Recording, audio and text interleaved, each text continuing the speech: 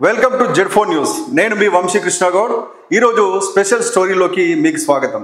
ఈరోజు కనుక మన స్పెషల్ స్టోరీ చూసినట్టయితే భారతదేశం యొక్క కీర్తి పతాకం అంతర్జాతీయ స్థాయిలో పెరగడమే కాకుండా ఆపరేషన్ సింధూర్ పేరుతో మన దేశ మహిళలని మతం అడిగి సింధూరాన్ని తుడిచిపెట్టినటువంటి పాకిస్తాన్ ముష్కర మూకలకు తగిన బుద్ధి చెప్పే విధంగా చేసినటువంటి ఆపరేషన్ సింధూర్ మన సైనిక దళాధిపతులు మన ప్రీతమ ప్రధానమంత్రి మోడీ గారి నాయకత్వంలో జరిగినటువంటి ఇంత గొప్ప విజయాన్ని చెప్పే ఉద్దేశమే ఈ స్టోరీ యొక్క ఉద్దేశం.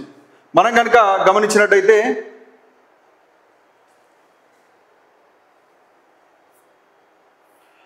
ఈరోజు మనం పేపర్లో చూస్తున్నాం, సాక్షిలో రక్త సింధూరం, పాక్ ఉగ్రతండాలపై విరుచుకుపడ్డ భారత్, 100 మందికి పైగా ఉగ్రవాదుల హతం, పహల్గామ్కు బదులు తీర్చుకున్నటువంటి భారత్. ఇది చూస్తున్నాం సాక్షిలో. ప్రతి దాంట్లో ఇదే ఐటమ్ రావడం జరిగింది. ఆంధ్రజ్యోతిలో చూద్దాం, సింధూరమే సంహారమై 80 మంది ఉగ్రవాదుల్ని మట్టుబెట్టిన భారత్, పహల్గామ్కు ప్రతీకారంగా ఆపరేషన్ సింధూర్, పాకిస్తాన్ ఉగ్ర స్థావరాలపై భారత్ క్షిపణి దాడులు, లష్కరే తోయిబా, జైషే మహమ్మద్, హిజ్బుల్ ముజాహిదీన్ ప్రధాన కార్యాలయాల సహా ఉగ్ర శిబిరాలు నేలమట్టం, వీటిలోనే కసబ్, డేవిడ్ హెడ్లీ తదితరులు ఉగ్ర శిక్షణ, వాటి శిక్షణ, కమ్యూనికేషన్, మౌలిక సదుపాయాలన్నీ ధ్వంసం, 70 మంది ఉగ్రవాదులకు తీవ్ర గాయాలు, మృతుల్లో మసూద్ అజార్ కుటుంబ సభ్యులు, అనుచరులు, జైషే లష్కర్ ఉగ్రవాదుల నిర్మూలనే లక్ష్యంగా దాడులు, మరిన్ని దాడులు అడ్డుకోవడానికే సైనిక చర్య. విక్రమ్ మిస్త్రీ. అంటే కర్మ సిద్ధాంతం, భారతదేశం నమ్మినటువంటి కర్మ సిద్ధాంతానికి అనుగుణంగా నువ్వు మంచి చేస్తే నీకు మంచి వస్తుంది, నువ్వు చెడు చేస్తే నీకు చెడే వస్తుంది అని నమ్మినటువంటి కర్మభూమి, వేదభూమి అయినటువంటి భారత్లో మనం ఈ సంఘటన చూస్తున్నాం. తప్పకుండా తప్పు చేసిన వారికి శిక్ష పడే విధంగా మనకు పురాణాలు కూడా, రామాయణ మహాభారతంలో కూడా ఇదే చెప్తున్నది. ఎక్కడైతే అంటే మనం చూస్తున్నాం, యదా యదా హిధర్మస్య గ్లానిర్భవతి భారత అభ్యుత్థానమధర్మస్య తదాత్మానం సృజామ్యహం. ఎక్కడైతే మంచిని చెడు హరించి వేస్తుందో అప్పుడు ఆ చెడును సంహరించేందుకు నేనే వస్తా అని చెప్పినటువంటి దైవం యొక్క స్వరూపాన్ని మనం ఆ శ్లోకంలో చెప్పవచ్చు. దైవం అంటే ఒక కాలంలో రాముడు కావచ్చు, ఒక కాలంలో కృష్ణుడు కావచ్చు, ఏదైనా సరే రాక్షసుడు చెడును ఏదైతే ఉందో చెడు సంహారం కోసం మంచిని పెంచే విధంగానే దైవం అనేది ఈ దేశంలో మన చిన్నప్పటి నుంచి చదివే పురాణాల్లో ఉన్నది మనం చదువుకుంటున్నాం. అలాగే కూడా పాకిస్తాన్ అనే రాక్షస మూక, పాకిస్తాన్ సంహరించేందుకు ఈ దేశంలో పుట్టిన మామూలు పౌరుడు చాలు, ఆ పౌరుడు సైనికుడుగా మారిపోతే ఇలా ఉంటుందని చెప్పేసి, ఒక బలమైన నాయకత్వం ఇలా ఉంటుందని చెప్పేసి నిరూపించిన విషయమే ఆపరేషన్ సింధూర్. దానికి నరేంద్ర మోడీ కావచ్చు, లేకపోతే త్రివిధ దళాధిపతులు కావచ్చు, ఆపరేషన్ విజయవంతంగా నిర్మించిన మన సాయుధ దళాలు, ఎయిర్ ఫోర్స్ కానీ, నావీ కానీ, లేకపోతే ఆర్మీ కానీ, వీటన్నిటికి కూడా ఒక సెల్యూట్ చేద్దాం ఖచ్చితంగా. ఎందుకంటే భారత మాత సేవలో వాళ్ళందరూ మనందరి కోసం స్వేచ్ఛగా, స్వతంత్రంగా ఉండడానికి, మనం ప్రశాంతంగా బతకడం కోసం పనిచేస్తున్నారు. నిజంగా బాధాకరమైన విషయం ఏంది, ఒక ప్రశాంతమైన కాశ్మీరం, అందాల కాశ్మీరంలో కాశ్మీర్ అందాలను చూడడానికి వెళ్ళినటువంటి కుటుంబాలను మీ మతం ఏంటి అని చెప్పేసి అడగడమే కాకుండా, పాయింట్లు ఇప్పి మరి చెక్ చేసి కాల్చి చంపడమే కాకుండా నీ మోడీకి పోయి చెప్పు అని చెప్పేంత ధైర్యం చేసినటువంటి ముష్కర మూకలకు తగిన బుద్ధి చెప్పబడింది. నిజంగా బాధాకరం. వాళ్ళు ఎక్కడో కాదు, ఈ దేశంలో, భారతదేశంలో భాగమైనటువంటి కాశ్మీర్లో, అందాల కాశ్మీరం యొక్క అందాలను చూడడానికి వెళ్ళినటువంటి ఒక మామూలు అమాయకులను బలిగొన్న రాక్షస మూకలకు తగిన బుద్ధి చెప్పే విధంగా మన అస్త్రాలు, బ్రహ్మాస్త్రాలు పాకిస్తాన్ మీదకి వెళ్ళడం జరిగినాయి. ఇది నిజంగా విజయం అని చెప్పవచ్చు. నిజంగా చూసినట్టయితే నిన్న జరిగిన దాడిలో సర్జికల్ స్ట్రైక్స్ అని మనం చెప్తుంటాం. సర్జికల్ స్ట్రైక్స్ అంటే మనం గమనించాలి,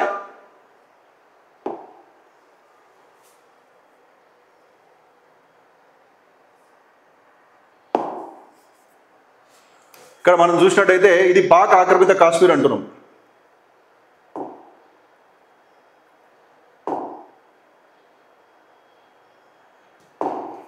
ఇదంతా పాక్ ఆక్రమిత కాశ్మీర్, ఇది మన శ్రీనగర్, ఇండియా అనుకున్నాం. ఇక్కడ నిన్న జరిగిన దాడులు, ఇక్కడ ఇదంతా ఎల్ఓసి, ఏదైతే ఎల్ఓసి అనేది మనం కోల్పోయిన ప్రాంతం పోగా మిగిలిన భాగానికి ఉన్నటువంటి లైన్ ఆఫ్ కంట్రోల్ ఏదైతే ఎల్ఓసి ఉందో, ఈ ఎల్ఓసికి ఒకవైపు పాకిస్తాన్, ఒకవైపు ఇండియాగా మనం చెప్తున్నాం. ఇదంతా ఇండియా, ఇదంతా పాకిస్తాన్ అని మనం చెప్తున్నాం. ఇది కూడా పాక్ ఆక్రమిత కాశ్మీర్ కూడా భారతదేశంలో భాగమే. మనం మన పటంలో గర్వంగా చూపించుకుంటాం. ఈరోజు కాకపోతే రేపు ఖచ్చితంగా స్వాధీనం చేసుకునే అవకాశం మనకుంది. కాబట్టి ఈ ముజఫరాబాద్ అనేది ఒక పెద్ద పట్టణంగానే ఉంటుంది. ముజఫరాబాదు, కోట్లీ, బర్నాలా, సియాల్కోట్, సర్జాల్, ముర్దికే, బహావల్పూర్, ఈ రకంగా 9 చోట్ల ఏకకాలంలో 22 నిమిషాల్లోనే భస్మం చేసి అక్కడ టార్గెటెడ్ ఏరియాని మాత్రమే అక్కడ భస్మం చేసి తిరిగి మన క్షేమంగా మన వైపు ఉన్నటువంటి గొప్ప సైనిక బలం మన భారతదేశానికి ఉందని చెప్పవచ్చు. ఇవన్నీ కూడా బార్డర్లో అంటే మన ఎల్ఓసికి అంతర్జాతీయ నియంత్రణ రేఖకు సమీపంలో ఉండి అక్కడ తీవ్రవాదుల ఫ్యాక్టరీగా మార్చి తీవ్రవాదులకు అధికారికంగా నిజంగా గనక మనం ఎవరైతే లైసెన్స్ లేకుండా వేరే వ్యక్తులు ఉంటే ఏ దేశంలో అయినా వారిని పట్టుకొని గన్ను పట్టుకుంటే వారు పట్టుకొని జైల్లో వేస్తాం. కానీ అక్కడ పాకిస్తాన్ ఏం చేస్తుంది అనంటే ఈ భారత్ బార్డర్కు దగ్గరలోనే 20 కిలోమీటర్లు 30 కిలోమీటర్లు ఒక్కొక్క ప్రాంతం చూసినట్టయితే దాదాపు ఒక ½ అన్ అవర్ జర్నీ మాత్రమే ఉంటుంది. ఈ అంతర్జాతీయ సరిహద్దు భూభాగం ఉంటుంది. ఈ భూభాగం నుంచి రావడానికి ఈజీగా ఉంటుంది. ఎంత కష్టపడి బార్డర్ సెక్యూరిటీ ఫోర్స్ కానీ మిగతా ఆర్మీ కానీ పనిచేసినప్పటికీ వాళ్ళు తప్పించుకొని దాన్ని టన్నెల్స్ వేసుకొని కూడా రావడం జరుగుతుంది. ఇది బాధాకరం. ఇది సేఫ్టీగా లేని ప్రాంతం. ఎందుకంటే మనకి ఇదంతా మధ్యలో సముద్రమో లేకపోతే మధ్యలో హిమాలయాలు పైవైపు ఉంటాయి. హిమాలయాలు ఉంటే అది ఒక పెట్టని గోడగా ఉంటుంది. కానీ ఈ భూభాగం ఉన్న ప్రాంతాన్ని సెలెక్ట్ చేసుకొని అక్కడనే తీవ్రవాద శిబిరాలు అంటే ఫ్యాక్టరీ ఆ ఫ్యాక్టరీలో ప్రోడక్ట్ ఎట్లా ఉంటుందో తీవ్రవాదుల ఫ్యాక్టరీగా భారతదేశానికి వ్యతిరేకంగా పాకిస్తాన్ తయారు చేస్తూ వారికి ఆయుధాలు ఇస్తూ ఆయుధాలకు ట్రైనింగ్ ఇస్తూ వాటికి అంతర్జాతీయ స్థాయిలో ఒక అద్భుతమైన టెక్నాలజీ ఏదైతే ఆర్మీ దగ్గర ఉంటుందో అంత టెక్నాలజీ శాటిలైట్ ఇమేజెస్ వారికి ఇస్తూ పెంచి పోషిస్తున్న సందర్భంగా నిన్న జరిగిన ఆపరేషన్ సింధూర్లో ఈ 9 చోట్ల స్థావరాలన్నీ ధ్వంసం అయిపోయినాయి. ఆ ధ్వంసం అయిపోయిన చరిత్ర మనం చూస్తున్నాం.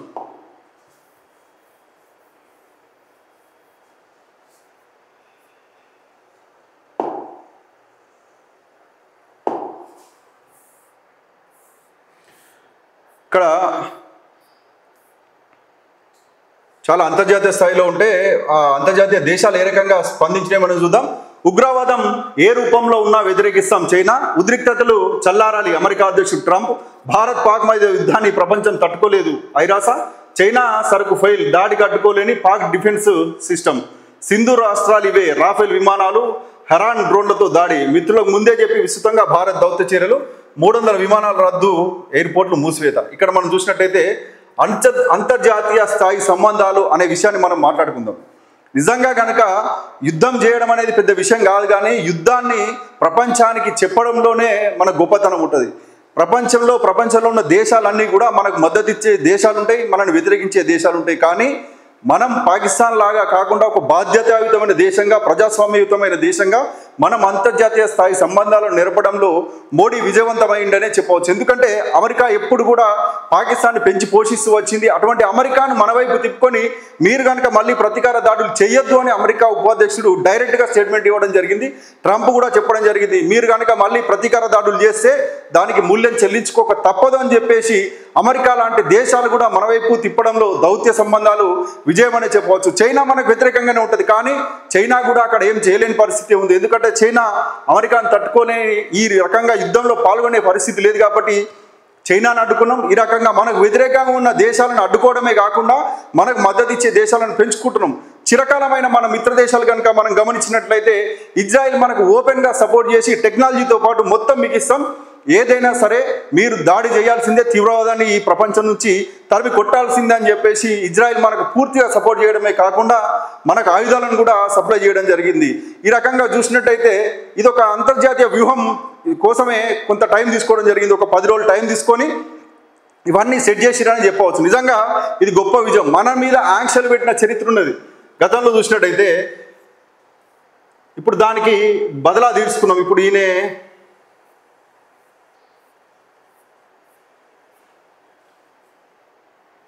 ఇక్కడ మనం సజీవ సాక్ష్యంగా ఉంది.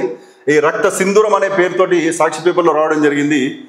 ఇక్కడ జైషే మహమ్మద్ ప్రధాన స్థావరం, లష్కరే ప్రధాన కేంద్రం, ఇవి తీవ్రవాదుల ఫ్యాక్టరీలు. ఇవన్నీ కూడా తీవ్రవాదులను తయారు చేసి ప్రపంచానికి ఉసుగొలుపుతున్నటువంటి ఈ ఫ్యాక్టరీలన్నీ మనం ధ్వంసం చేసిన చరిత్ర భారతదేశానికి ఒక గొప్ప విజయంగానే చెప్పవచ్చు మనం.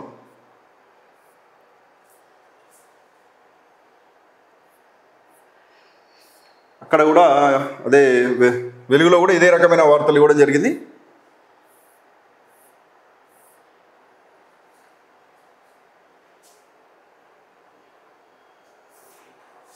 ఈనాడు కూడా ఇదే వార్త ఇవ్వడం జరిగింది. ఇది మొత్తం కూడా ప్రపంచం కూడా నివ్వెరపోయింది మన టెక్నాలజీ చూసి. మనం చూసినట్టయితే ఇక్కడ మనం గమనించాలి. రక్త సింధూరమై అని అంటే సర్జికల్ స్ట్రైక్స్ అంటే మనం ఇక్కడ తెలుసుకోవాల్సిన విషయం ఏంటి అంటే సర్జికల్ స్ట్రైక్స్ అంటే ఏంటి అంటే ఒక శరీరంలో ఒక క్యాన్సర్ గడ్డ తయారైంది, ఒక ప్రాంతానికి ఒక భాగానికో క్యాన్సర్ తయారైంది అనుకుందాం. ఆ క్యాన్సర్ కనుక ట్రీట్మెంట్ చేయాలి అని అంటే మొత్తం వేరే ప్రాంతాలకు కనుక ఆ మందు కనుక వెళ్ళినట్టయితే అది వేరే ప్రాంతాలను కూడా డ్యామేజ్ చేయడం జరుగుతుంది. కాబట్టి ఎక్కడైతే క్యాన్సర్ ఉందో ఆ గడ్డ ఏ భాగానికి ఉందో అక్కడికి వెళ్ళి అక్కడ టార్గెట్గా మందు పనిచేసేందుకు కొత్త టెక్నాలజీ మన దగ్గర ఉన్నది. మనం రేడియేషన్ చేస్తుంటాం, లేకపోతే ఇప్పుడు లేటెస్ట్ కీమోథెరపీ కావచ్చు, రేడియేషన్ అంతకంటే ముందు రేడియేషన్ అనేది చేసి ఆ ప్రాంతానికి మాత్రమే రేడియేషన్ ఇస్తారు. కీమోథెరపీ అంత ఎక్కడ ప్రాంతానికి వెళ్తే మందు అక్కడికే వెళ్ళి పనిచేస్తుంది. దీన్నే సర్జికల్ స్ట్రైక్స్ అంటారు. అంటే కొలాటరల్ డ్యామేజ్ లేకుండా ఎక్కడైతే ఇబ్బంది ఉందో ఎక్కడైతే బాధ ఉన్నదో ఆ బాధను తొలగించే పని వల్ల మిగతా భాగాలు కానీ డిస్టర్బెన్స్ కాకుండా ఉండడమే సర్జికల్ స్ట్రైక్ అంటాం. మనం నిజంగా ఇది ఒక ఎగ్జాంపుల్ చెప్పడం జరిగింది. ఇప్పుడు కూడా మనం చేసింది ఒక సర్జికల్ స్ట్రైక్స్. మనం అక్కడ ఎంచుకున్న ప్రాంతాలు కూడా 9 ప్రాంతాలు కూడా ఒక పకడ్బందీ అంటే శత్రు దేశంలోకి మనకు అనుమతి ఉండదు. శత్రు దేశానికి సంబంధించిన మ్యాప్స్ మన దగ్గర ఉండేవి. అయినా కానీ శత్రు దేశానికి సంబంధించిన ఇంటెలిజెన్స్ వ్యవస్థ మనకు అంత గొప్పగా పనిచేసి అక్కడ తీవ్రవాదుల స్థావరాలను పకడ్బందీగా గుర్తించి ఆ గుర్తించినటువంటి స్థావరాలకు కూడా పక్కనున్న బిల్డింగ్స్కి కూడా డ్యామేజ్ జరగకుండా టార్గెటెడ్గా వెళ్ళి మనకు క్షిపణిలో అక్కడ దాడి చేసినాయి. నిజంగా ప్రపంచం ఆశ్చర్యపోయింది. ఈ రకంగా చేయడము వేరే దేశాలకు కూడా సాధ్యమయ్యే పరిస్థితిలో లేదు. ఇది గొప్ప విజయంగానే భారతదేశం యొక్క టెక్నాలజీ 1947లో స్వాతంత్రం వచ్చి ఇప్పుడు ఇంత అద్భుతంగా తయారైంది 75 ఏళ్లలో అంటే ప్రపంచం ఆశ్చర్యపోతుంది. నిజంగా కూడా ఈ టార్గెటెడ్ ఏరియాను డ్యామేజ్ చేసి మిగతా కొలాటరల్ డ్యామేజ్ లేకుండా ఒక తీవ్రవాద శిబిరాలను మాత్రమే అంతం చేసినందుకు నిజంగా ఆపరేషన్ సింధూర్ విజయవంతమైందే చెప్పవచ్చు. నిజంగా మనం గమనించినట్టయితే పాకిస్తాన్ యొక్క చరిత్ర మనం చూద్దాం. 1947 ఆగస్టు 15 గర్వంగా మువ్వన్నెల జెండా ఎగిరింది ఈ గడ్డ మీద అని మనం చెప్పుకుంటుంటాం. కానీ అదే రోజు భారతదేశం పాకిస్తాన్ అనే 2 దేశాలుగా ముక్కలుగా విడిపోయింది, మతం ఆధారంగా విడిపోయింది. నిజంగా కూడా జిన్నా కుట్ర వల్ల గాంధీ అంగీకరించడం వల్ల జిన్నా కుట్ర వల్ల ఏర్పడినటువంటి దేశం పాకిస్తాన్. ఆ పాకిస్తాన్ మతం ఆధారంగా ఏర్పడింది. ముస్లింలందరూ అటువైపు వెళ్తాము, అక్కడున్న హిందువులందరినీ తరిమి కొడితే మనం కనుక అప్పుడు ఒక 300 కోట్లు 400 కోట్ల కొత్త సంవత్సరం అన్నదమ్ములు ఏర్పడితే ఎట్లుంటుంది? ఇండియా పాకిస్తాన్గా విడిపోయిందంటే మన ప్రాంత సొమ్ము తీసుకుపోయి అక్కడ 300 కోట్లు ఏమి ఇస్తే వాళ్ళు అక్కడ హిందువులను ఊచకోత కోసి అక్కడ రైళ్లలో వేసి మనకు పంపించడం జరిగింది. అంటే 47 ఆగస్టు 14 రాత్రి ఏదైతే ఉందో అప్పటి నుంచి ఇప్పటి వరకు కూడా మనకు శత్రు దేశంగా పుట్టింది ఒక దేశం. మన నుంచి విడిపోయి ఒక శత్రు దేశాన్ని మనం పెంచి పోషించిన చరిత్ర మన గత పాలకులు ఉన్నది. ఆ తర్వాత వెంటనే యుద్ధం చేస్తూ అదే సంవత్సరం 1948లోనే మన మీద యుద్ధం చేసిరు మొదటిసారిగా. చేసుకుంటూ వచ్చి మనం ఇంతకుముందు మ్యాప్లో చూపించినట్టుగా ఆ పాకిస్తాన్ మొత్తం కూడా కాశ్మీర్ని ఆక్రమించుకొని 70% కాశ్మీర్ని ఆక్రమించుకొని మన వైపు చొరబడి వచ్చిన చరిత్ర ఆ పాకిస్తాన్ది. దాన్ని ధీటుగా ఎదుర్కోలేని చరిత్ర మన గత పాలకులది ఉన్నది. ఇది ఆ మొదటి చరిత్ర మనం చూస్తే. ఇక తర్వాత చూసినట్టయితే 1961లో కూడా యుద్ధాలు జరిగినాయి.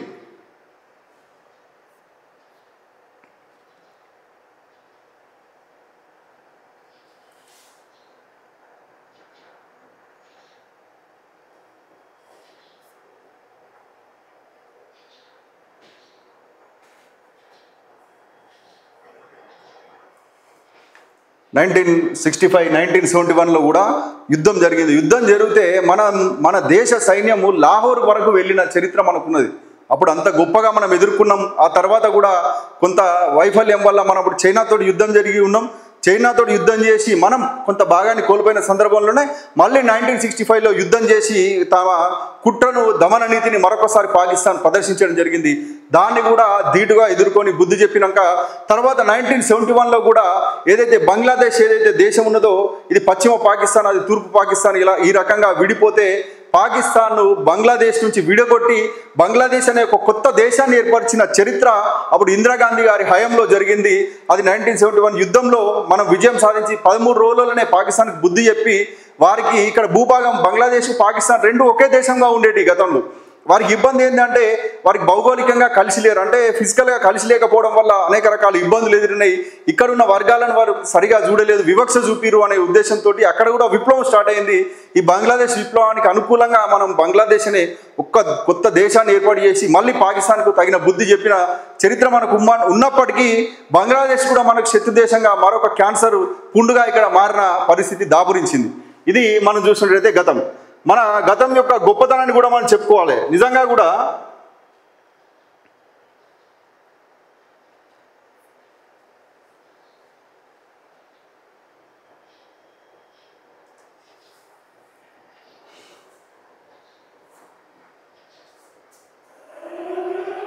Mei 1998.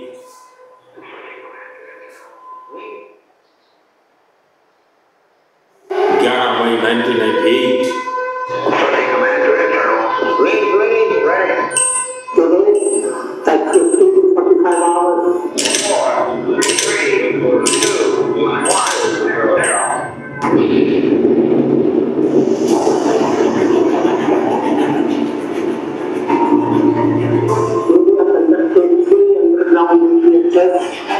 In the Balkan Range.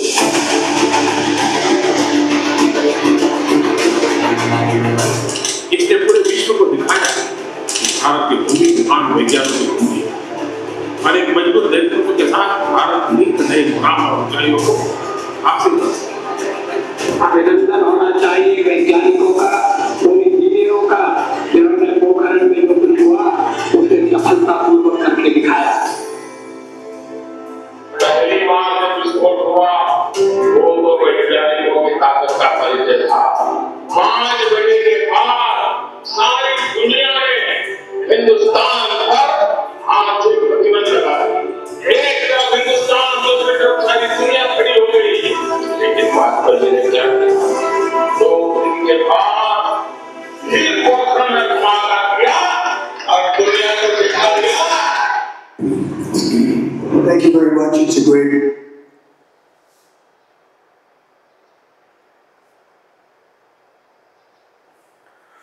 ఇది మనం చూస్తున్నాం. ఇంతకుముందు మనం చూసిన వీడియో గురించి మనం ఒకసారి మాట్లాడుకుందాం. ఒక అద్భుతమైన వీడియో మనకు కనిపించింది. అది ఏంటి అని అంటే చాలామందికి ఇప్పటి తరానికి ఆ వీడియో గొప్పతనం గురించి తెలియకపోవచ్చు. 1998లో భారతదేశము న్యూక్లియర్ బాంబు ప్రయోగం చేసింది. రాజస్థాన్లోని పోఖ్రాన్ అనే ఎడారి వద్ద ప్రాంతంలో మనం ప్రయోగం చేస్తే అమెరికా శాటిలైట్లకు కూడా చిక్కకుండా, అమెరికాకు కూడా దొరకకుండా మనం ప్రయోగం చేసి 3 బాంబులను మనం విజయవంతంగా ప్రయోగించడమని చెప్పేసి మన అప్పటి ప్రధానమంత్రి అటల్ బిహారీ వాజ్పేయి గారు ప్రపంచానికి చెప్పే వరకు కూడా ఏ దేశం కూడా కనిపెట్టలేకపోయింది. అంత గొప్ప టెక్నాలజీ అప్పుడు మనకున్నది. అమెరికా రాడార్లకు కూడా దొరకకుండా అప్పుడు చేసిన పరిస్థితి ఏంటి అనంటే భూమి నుంచి కొన్ని మీటర్ల వరకు కూడా ప్లాస్టిక్ బాటిల్స్ తోటి అక్కడ వేయడం జరిగింది. ఆ రకంగా ఒక గోతిలాగా ఎడారి ప్రాంతాన్ని ఎంచుకొని ఆ శాటిలైట్లకు చిక్కకుండా ఉండడమే కాకుండా ఆ శాటిలైట్లు రాడార్లకు కూడా దొరకకుండా మనం ఆ అండర్ గ్రౌండ్లో చాలా మటుకు కూడా కొన్ని మీటర్ల వరకు ప్లాస్టిక్ బాటిల్స్ వేసి ఆ తర్వాత ప్రయోగం చేసి మనం విజయవంతమైందని పాకిస్తాన్కు వెన్నులో వణుకు పుట్టే విధంగా చేసి చెప్తే అమెరికాకు తెలియలే. అప్పటిదాకా అమెరికాకు తెలియలే. దానికి ఆయన వాజ్పేయి గారు ఒక పేరు పెట్టారు, స్మైలింగ్ బుద్ధ అని చెప్పేసి. ఆ ప్రాజెక్టుకి నిజంగా ఇది గొప్ప విజయం. నిజంగా కనుక ఇప్పుడు కనుక మన దేశం న్యూక్లియర్ బాంబులు, అణుబాంబులు మన దగ్గర లేకపోతే పరిస్థితి ఘోరంగా ఉండేది. అప్పుడు ఒక ఆంక్షలు ఉండే, ఎవ్వరు కూడా అణుబాంబు ప్రయోగాలు చేయొద్దు, ఒకవేళ చేస్తే కనుక మీ దేశాన్ని ఒంటరి చేస్తామని చెప్పేసి బలవంతంగా మనల్ని సంతకాలు పెట్టాలి ఒప్పందాల మీద అని అమెరికా ఒత్తిడి చేసినప్పటికీ మనం సంతకం పెట్టకుండా ధైర్యంగా మాకు స్వేచ్ఛ ఉన్నది, మేము కూడా ప్రయోగాలు చేస్తాం, అణుబాంబులు ఉన్న దేశంగా మా దేశం టాప్ 5లో ఉంటుందని చెప్పేసి గర్వంగా చేసిన చరిత్ర మనకున్నది. అది వాజ్పేయి గారి హయాంలో జరిగింది. అది చాలా గొప్ప విజయం. అప్పుడు కనుక ఈ ప్రయోగాలు చేయకపోతే నిజంగా ఇప్పుడు పరిస్థితి వేరే ఉండేది. ఆయన ఇక్కడ మనం చూస్తున్నాం, ఇక్కడ వాజ్పేయి గారు ఉన్నారు, తర్వాత ఈయన మన మిసైల్ మ్యాన్ అబ్దుల్ కలాం గారు ఉన్నారు, అప్పటి రక్షణ మంత్రి జార్జ్ ఫెర్నాండెస్ గారు ఉన్నారు. ఇప్పుడు వాజ్పేయి గారు అప్పుడు ఒక స్టేట్మెంట్ ఇవ్వడం జరిగింది. మనము లాల్ బహదూర్ శాస్త్రి గారు ఏదైతే జై జవాన్ జై కిసాన్ అని ఇచ్చిండో 3వ నినాదం కూడా నేను జోడిస్తున్నా ఈ దేశానికి. జై జవాన్ జై కిసాన్ జై విజ్ఞాన్. అంటే విజ్ఞాన్ అంటే మిసైల్ మ్యాన్ అబ్దుల్ కలాంకు అనుగుణంగా ఆయన మార్చిన నినాదమే జై విజ్ఞాన్. ఏదైతే ఈ దేశానికి ఇంటలెక్చువల్స్ కూడా అవసరమే, ఈ మేధావులు సైంటిస్టుల వల్లే కూడా మన దేశం సురక్షితంగా సుభిక్షితంగా ఉండే అవకాశం ఉంటుంది కాబట్టి అనే ఉద్దేశంతో జై విజ్ఞాన్ అనే నినాదాన్ని ఇచ్చినటువంటి చరిత్ర అటల్ బిహారీ వాజ్పేయి గారికి ఉంది. ఇది చాలా గొప్ప విషయం. తర్వాత జరిగిన పరిస్థితి ఏందో మనం గమనిద్దాం. మన గత చరిత్ర తెలుసుకుంటేనే, గత వైభవం మనకు తెలుసుకుంటేనే భవిష్యత్తు ఏందో మనకు ఒక నిర్దేశిత ప్రణాళికతో ముందుకెళ్తాం కాబట్టి తెలుసుకోవాల్సిన విషయం ఉంది. ఇక్కడ మనం చూస్తున్నాం, దీని పేరు ఇప్పుడు సంతోషంగా ఇక్కడ జెండా పట్టుకొని సైనికులు ఉన్నారు. కార్గిల్ అనే ప్రాంతం వద్ద మన భారత సైనికులు త్రివర్ణ పతాకాన్ని ఎగిరేస్తున్నారు. అప్పటి ప్రధానమంత్రి వాజ్పేయి గారు, అప్పుడు పర్వేజ్ ముషర్రఫ్ పాకిస్తాన్ అధ్యక్షుడు. నిజంగా ఇది చూసినట్టయితే ఇది చాలా గొప్ప విషయం, చాలా మందికి తెలియని విషయం. 1999లో కార్గిల్ వార్ జరిగింది. 1948, 1961, 1965, 1971, మళ్ళా 1999. ఇక్కడ కూడా ఇన్ని యుద్ధాలను తట్టుకొని పాకిస్తాన్ తోటి మనం ఇబ్బందులు పడ్డా కానీ మనం దౌత్యనీతికి విరవకుండా, మనం పద్ధతి తప్పకుండా ధర్మంగా ఈ దేశం బతుకుతుందంటే అది నిజంగా మన దేశం యొక్క గొప్పతనం అనేది చెప్పవచ్చు. అప్పుడు కార్గిల్ ప్రాంతంలో గడ్డి కూడా మొలవదని చెప్పేసి కొన్ని ప్రాంతాల్లో అప్పటి పాలకులు నెహ్రూ గారు వదిలిపెట్టిన ప్రాంతాల్లో కొన్ని చైనాకు వెళ్ళిపోతే ఈ కార్గిల్ కూడా వదిలిపెడదామనే పరిస్థితి ఉండే. నిజంగా కనుక కార్గిల్ని చొచ్చుకుంటూ అప్పుడు పాకిస్తాన్ దళాలు భారతదేశం మీదకి వచ్చేసినాయి. ఇంటెలిజెన్స్ చెప్పడంతో వాజ్పేయి గారు నిర్ణయం తీసుకున్నారు, పాకిస్తాన్ని తరిమి కొట్టాలని ఆర్మీని ఆదేశిస్తే ఆపరేషన్ విజయ్ పేరుతోటి వారి పాకిస్తాన్ సైన్యాన్ని తరిమి కొట్టి కార్గిల్ ప్రాంతాన్ని మళ్ళీ మనం తెచ్చుకున్నాం. సియాచిన్ గ్లేసియర్స్ అంటారు. చాలా ప్రాంతాల్లో కూడా -20 డిగ్రీలు ఉంటాయి. అంటే చలికి ఎముకలకు అడ్డకట్టుకునే పరిస్థితి ఉన్న ప్రాంతాల్లో ఇప్పుడు అక్కడ సైన్యం పనిచేస్తుంది. అక్కడ క్యాంపులు ఏర్పాటు చేసుకొని మన దేశం కోసం, మనం ప్రశాంతంగా ఉండడం కోసం పనిచేస్తున్నారు. అటువంటి కీలకమైన ప్రాంతాలను కోల్పోతే ఇంకా ఘోరమైన పరిస్థితులు ఉండే మనం అవి పోకుండా ఉన్నామంటే ఆ ప్రాంతాలు కాపాడిన గొప్ప మహనీయుల్లో మనకు వాజ్పేయి గారు కూడా ఒకరని చెప్పవచ్చు. ఇది ఆయన గొప్పతనం.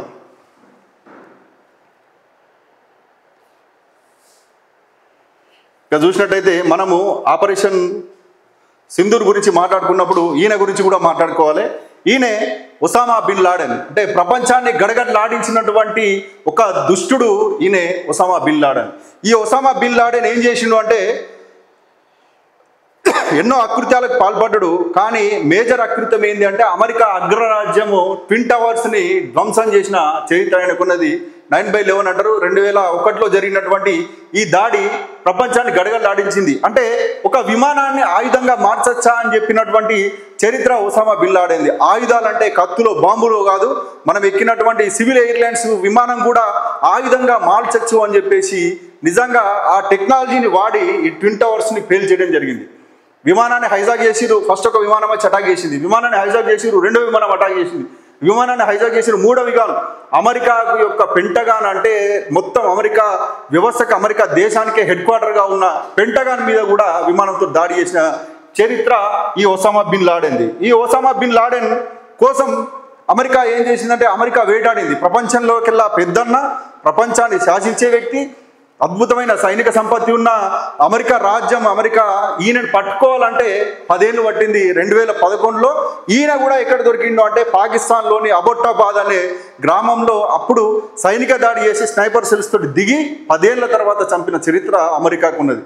అంటే మనలో ఇప్పుడు ఎందుకు చెప్తున్నామైన చరిత్ర అంటే చాలామంది మాట్లాడుతున్నారు, అసలు ఈ ఉగ్రవాదులు ఎటువైరు, ఆ నలుగురు ఇంకా దొరకలేరు అని అంటే అరే పిచ్చోళ్ళు ఆ మంచోళ్ళు, అరవై దేశం కోసం వాళ్ళు కమిట్మెంట్ తోటి ఇంటెలిజెన్స్ కానీ, ఆర్మీ కానీ, ఈ దేశ పరిపాలనా వ్యవస్థ కానీ, ప్రధానమంత్రి కానీ పనిచేస్తుంటే మనం ఇంట్లో కూర్చొని టీవీల కాడ ఏసీలు వేసుకొని మాట్లాడుతుంటాం, ఇంకా దొరకబడతలేరు, యుద్ధం చేయాలి, తీసుకుపోయి బాంబులు వేసేయాలి, ఆక్రమిత కాశ్మీర్ తీసుకోవాలి, ఇవన్నీ చెప్తుంటాం. కానీ నిజంగా మనం గమనించినట్టయితే హైదరాబాద్లో నిన్న మాక్ డ్రిల్ జరిగింది. ఏ రకంగా ఆపరేషన్ అభ్యాస్ పేరుతోటి మీరు యుద్ధం వస్తే ఏం చేయాలి, యుద్ధం వస్తే మన మీద బాంబు పడితే ఏం చేయాలి, ఎట్లా తప్పించుకోవాలి, ఏమేం చేయాలని ఎమర్జెన్సీ డ్రిల్ చేస్తే అప్పుడు వెన్నులో వణుకుడుతుంది మన ప్రజలకి. అరే బాంబులు హైదరాబాద్ దాకా కూడా పడతాయా అని. అంటే బాంబులు హైదరాబాద్ మీద పడితే మన దగ్గర పడితేనేమో యుద్ధాలు వద్దు, కానీ అక్కడ వాళ్ళు ఆర్మీ చచ్చిపోయినా, ఆర్మీల కుటుంబాలు ఆగమైనా, లేకపోతే ఏం జరిగినా యుద్ధం మాత్రం కావాలి. ఇంకా మోడీ ఏం చేస్తున్నాడు, ఆడ ఉట్టుటి బాంబులు వేసిండు, తీసుకుపోయి ఆడ పాకిస్తాన్, పాక్ ఆక్రమిత కాశ్మీర్ తీసుకోవాలని మనం ఇంట్లో కూర్చొని మస్తు మాట్లాడతాం. కానీ నిజమైన విషయాలు తెలుసుకోవాలంటే అమెరికాకే లాడెన్ను పట్టుకోవాలంటే 10 సంవత్సరాలు పట్టింది. కానీ మనం 10 రోజులలోనే పాకిస్తాన్ మీద రివెంజ్ తీసుకొని ఆపరేషన్ సింధూర్ తోటి మనం బుద్ధి చెప్పిన చరిత్ర భారత్కు ఉందంటే అది భారత్ గొప్పతనం అని మనం చెప్పుకోవాలి. ఈయన గురించి కూడా మాట్లాడుకోవాలి. మసూద్ అజార్. ఇప్పుడు భారతదేశంలో సర్వదరిద్రాలకు కారణం ఎవడైతుండో అప్పట్లో నరకాసురుడు, రావణాసురుడు ఇట్లా రాక్షసుల పేర్లు మనం చెప్పుకుంటామో వీడొక రాక్షసుడు. ఈ రాక్షసుడు చేయడం వల్లనే భారతదేశంలో చాలా దాడులు జరిగినాయి. అది బాధాకరమైన విషయం. ఎప్పుడైతే ముంబై దాడులు కావచ్చు, చాలా దాడులు, పాల్గామ్ దాడి, ఇప్పుడు చూసినట్టయితే యురి దాడి, ఇట్లా చూస్తే చాలా దాడులు ఈయన వల్లనే జరిగినాయి.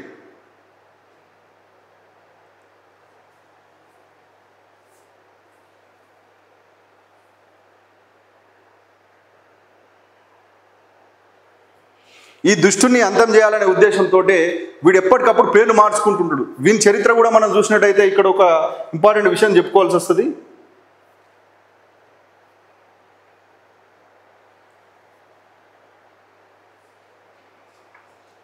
హైజాక్. భారతదేశం అనేది హైజాక్ను చూడడం మామూలు విషయం కాదు.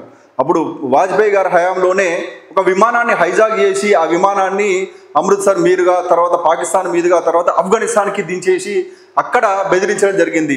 అక్కడ ప్రయాణికులు 150 మంది ఉంటే వాళ్ళందరినీ కూడా చంపేస్తామని బెదిరిస్తే మనం అప్పుడు అటాక్ చేద్దామని అంటే అక్కడ భూభాగం మీద మేము వేరే సైన్యాన్ని అంగీకరించామని ఆఫ్ఘనిస్తాన్ అంటే ఆ తాలిబాన్లతో చర్చలు జరిపేసి మనం ఈ దొంగను, ఈ దుష్టుని అప్పుడు విడుదల చేయడం జరిగింది.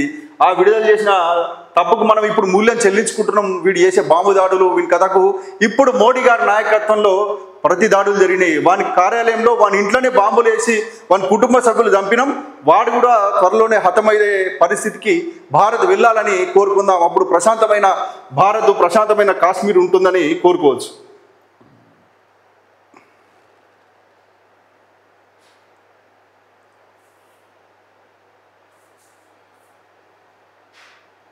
ఇలా మనం కనుక చూసినట్టయితే మళ్ళీ ఆపరేషన్ సింధూర్ దగ్గర వెళ్దాం. ఆపరేషన్ సింధూర్ మనం ఇంతవరకు గతం యొక్క చరిత్ర మనం కొంత చెప్పుకున్నాం. ఎన్ని యుద్ధాలు జరిగినాయి, ఏ రకమైన పరిస్థితుల్లో ఉన్నాం. పోఖ్రాన్ అణుబాంబు లేకపోతే ఇప్పుడున్న పరిస్థితి ఏంది? అణుబాంబు అనేది శాంతి కోసం మాత్రమే వాడతాం, యుద్ధం అనేది శాంతి కోసం మాత్రమే చేస్తామన్నటువంటి అలీన విధానంతో ఉన్నటువంటి దేశం మన దేశం, భారతదేశం. మనంతట మనం ఎవరిని కూడా దురాక్రమణ చేయం, మనంతట మనం ఎవరి మీద కూడా యుద్ధం చేయం. కానీ మన ఆత్మగౌరవం మీద, మన సార్వభౌమాధికారం మీద ఎవడైనా దాడి చేస్తే తిప్పి కొడతామని చెప్పే అలీన విధానం, శాంతియుత విధానం అనేది మన భారతదేశం యొక్క గొప్పతనం. కాబట్టి నిజంగా మన యుద్ధం కూడా చేసేది శాంతి కోసమే, అణుబాంబు కూడా ఉన్నది కూడా మన శాంతి కోసమే. ఎవ్వడు కూడా మన మీద దాడి చేసే ధైర్యం చేయొద్దంటే అణుబాంబులు తెచ్చుకున్నాం. నిజంగా అద్భుతమైన టెక్నాలజీ నేడు ఉంది. సర్జికల్ స్ట్రైక్ తోటి ఈరోజు ఆపరేషన్ సింధూర్ తోటి పాకిస్తాన్లోని 9 స్థావరాలను ధ్వంసం చేసి మళ్ళీ తిరిగి మన భూభాగం మీద ఉన్నామనంటే అది భారత్ యొక్క గొప్పతనం, త్రివిధ దళాల యొక్క గొప్పతనం, మన ప్రియతమ ప్రధానమంత్రి నరేంద్ర మోడీ గారి యొక్క గొప్పతనంగా తెలియజేస్తూ మళ్ళీ ఎప్పుడైనా సరే పాకిస్తాన్ వికటాటహాసం చేసినా భారతదేశం అంతా ఒకే విధానంతో ఒకే మాట మీద ఉంటుందనేది భారతీయులంతా ఒకటే అని చెప్పేసి నిన్న అక్బరుద్దీన్ అసదుద్దీన్ ఓవైసీ గారు కూడా స్టేట్మెంట్ ఇవ్వడం జరిగింది. జై భారత్ అని స్టేట్మెంట్ ఇవ్వడం జరిగింది. పాకిస్తాన్ ముర్దాబాద్ అని స్టేట్మెంట్ ఇవ్వడం జరిగింది. ఈ రకంగా మతం ఏదైనప్పటికీ, కులం ఏదైనప్పటికీ ఈ దేశంలో పౌరులందరూ భారతీయులే, భారతదేశం మీద ఎవడు దండెత్తినా మేమంతా ఒకటే అని మరొకసారి నిరూపించి మళ్ళీ పాకిస్తాన్కు బుద్ధి చెప్పే విధంగా ఏ అడుగు చేసినా బుద్ధి చెప్పాలని కోరుకుంటూ ప్రతి భారతీయుడు కూడా ఈ గర్వించేదగ్గ విషయంగా ముందుకెళ్లాలని కోరుకుందాం. జై హింద్, భారత్ మాతాకి జై.